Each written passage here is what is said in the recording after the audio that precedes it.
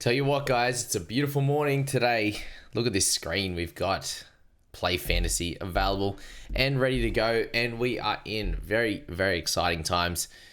Things do look fairly similar, which can be good, can be bad, depending on how you want to look at it. But 21 players again, 4 interchange, 4 emergency. The salary cap is $10 million, and we do have a couple of small changes, as pointed out by Scoop yesterday. The magic number, the price per point, is a little bit lower this year. So what you'll actually will notice is a few of these numbers a little bit lower than what they could have been last year. If this was to be the same setup, the same averages, Cleary at 64.5 there.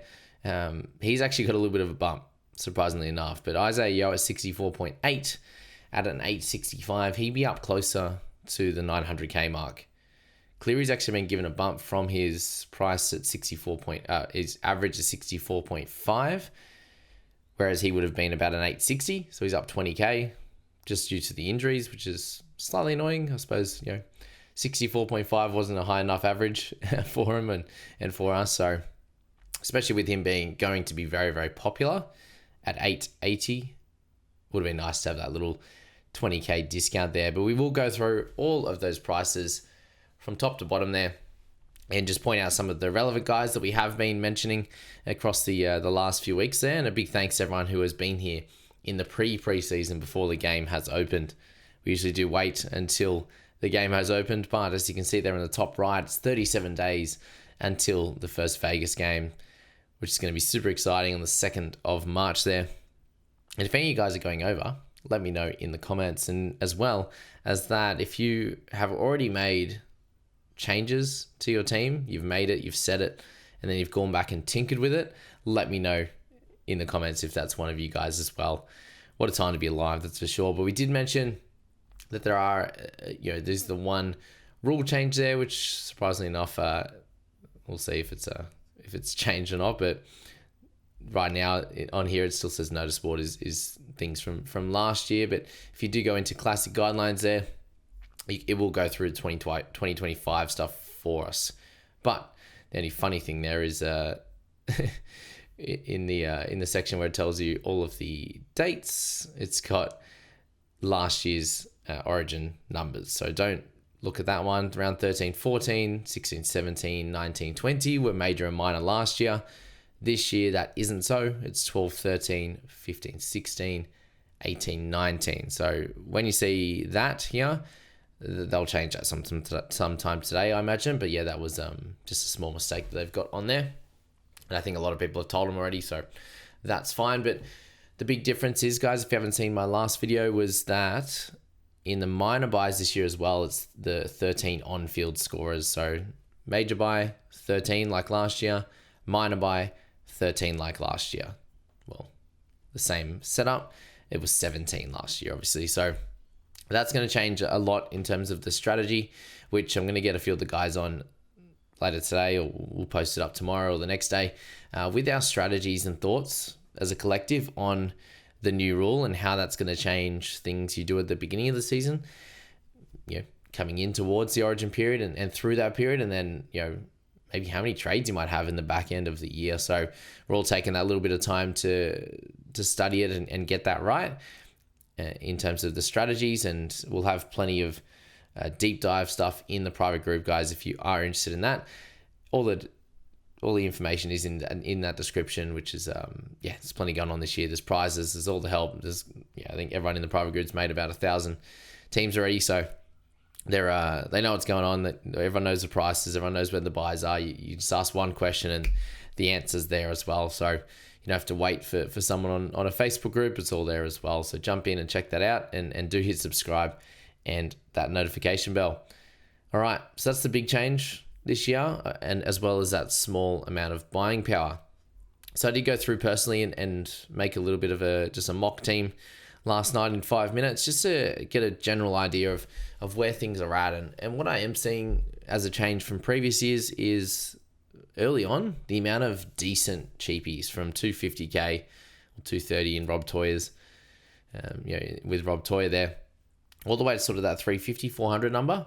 And then a few guys just above that 400, which is obviously getting into mid-range territory, but there are a lot of guys right now that have the potential to be in, our sides come round one. And what that does allow you to do is obviously spend up. There's a lot of guys in around that, closer to 700k mark, upwards into the 700s. There's, you got Bateman's and these types of guys near the 600 mark. You got Isaiah Papali'i, those type of guys.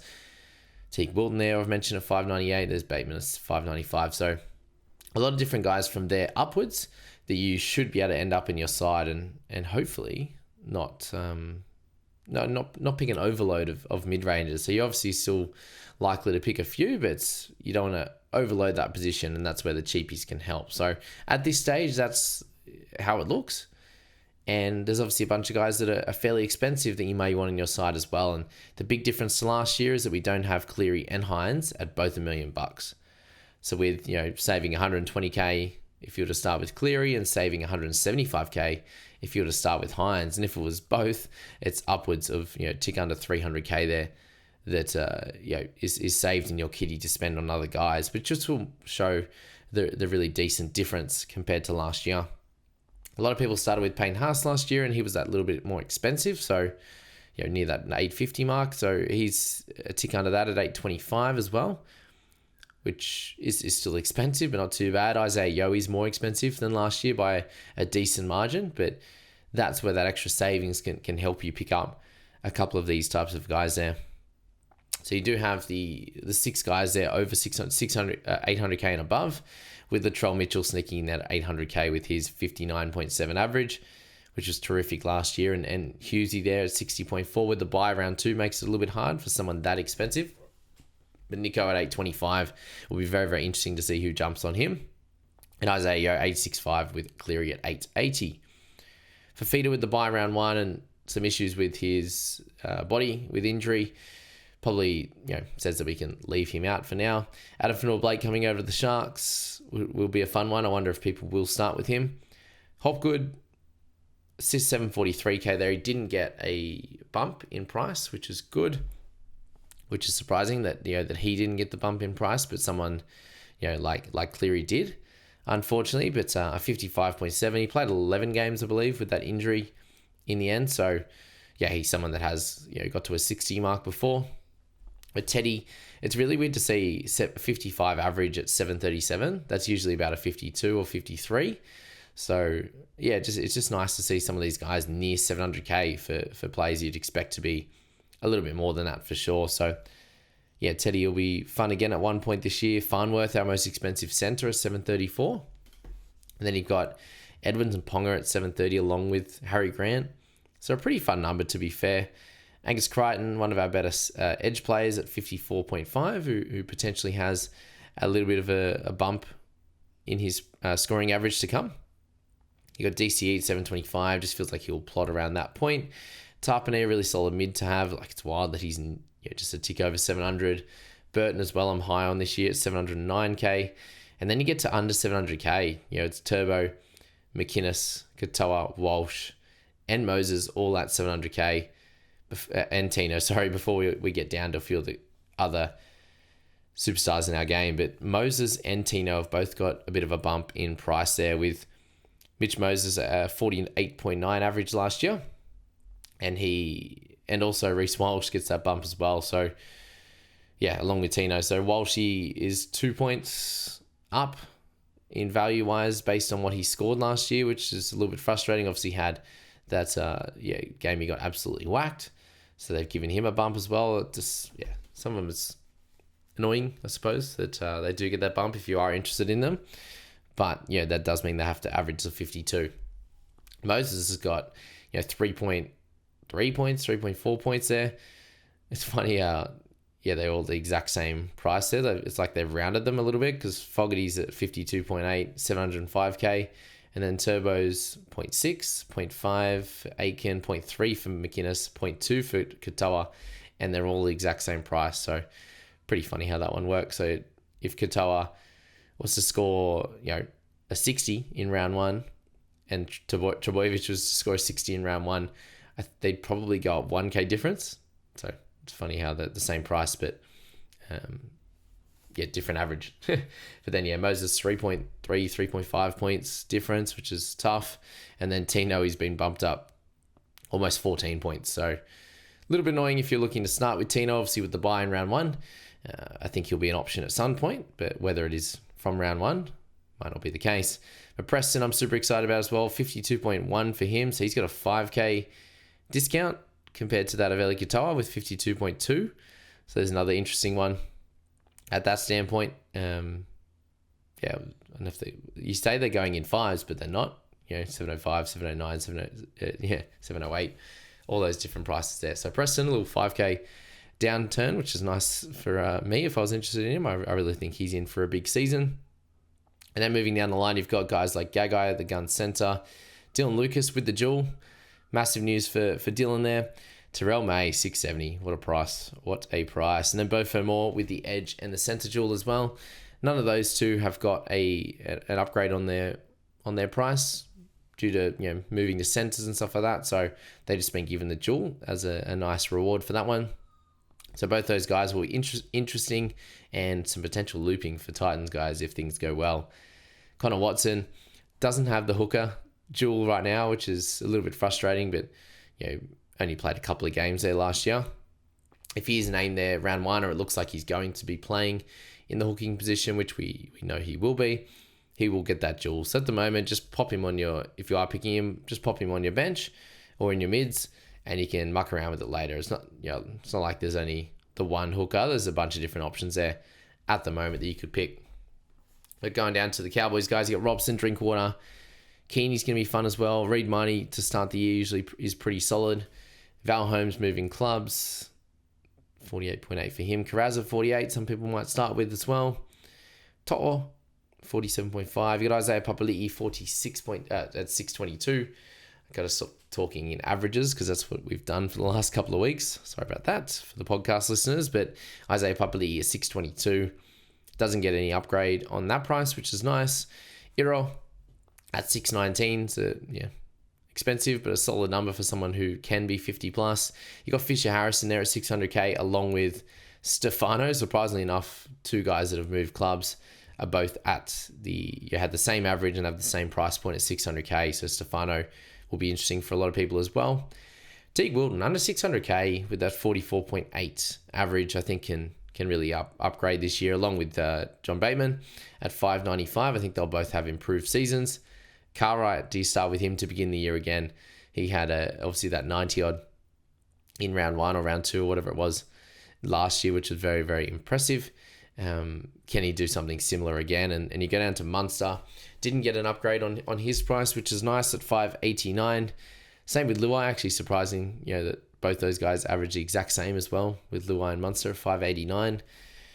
Garrick still keeps the duel, which is great news. Centre and the wing fullback didn't really play much, wing last year, but good to see him keep that and has for, a multitude of years, or he gets it at some point when he moves or something happens for a certain space of time. So he'll be a fun pick. And then Hosking at 582 will be good fun as well, if he's available. That's the big question. And then it'll be Dylan Walker at 568, bit expensive, but you got guys like Aaron Clark that could take that spot as well. Isaiah Katoa, I think, has a little bit of an average bump in him. Horsburgh, maybe a little bit as well if he starts, but all good price at that 40 mark for these guys. You want them to move into gun status heading into that time. We will go through and deep dive all of these guys in their standard sections. And my favorite videos to make each and every year. We'll get that going very, very shortly. Now we have the prices. We will start up top in the hooking position. We'll go through the cheapies, the mid-range, and then the guns as well. All in separate videos just to make it super easy to find and click. If you search it on YouTube or you just scroll down on podcasts there, which will be cool. Make sure you do subscribe to those lovely devices there. All right, moving along. Pappenhausen 530 is so wild how that's the price so we can get him with the buy round 2 is slightly annoying, but he'll be fun for sure once it comes around to it. And Jaden Brayley at 512, I think he's got a good increase on his average this year. Sarko at a reasonable price. Paul Alamotti at 500k. Sorensen, does he play bench? Lemuelu, does he get a more a better injury-free season, I should say. With him, James Schiller, 500k. How good? No, kidding. Skelton at 500k, along with Tungo is pretty interesting, along with Tom Gilbert. So they didn't smash Gilbert's price, which is nice, and has the dual position, surprisingly enough, for someone that basically played middle last time he played. So they must think that he's going to likely play a bit of edge. But yeah, Tungo will be interesting. Skelton, I think, can have a good season as well, although a little bit more hit and miss than someone like Tungo, you'd imagine. Moving along, Willison will be fun. Clark at 480 there. Marzu at 480 as well. Seyfarth at 475 will be fun. You got Dewey at 469. He could be interesting for sure. Blaze Solangi, just the wing fullback. If he does get the start in the 6, he will have half dual by that point. Does Cogger start at that good price at 453? And then Jack Howarth at 450 with the edge dual as well. So that's nice for owners for sure. If you're looking at him, Matty Nicholson with the 450. Does he start if Hosking is injured? We'll have to see on that one. Daniel Saifidi, fairly cheap, under 450 there. You'll have that Dolphins video very, very shortly after this reaction video, which will be good. Metcalf at 440 in that one. Davy Moale I'm interested in at 432. This video is just to give you an idea of guys so you can put them in your black book and then we can really deep dive and analyze them across the next period. McIntyre, I think, has a little bit of a jump on him.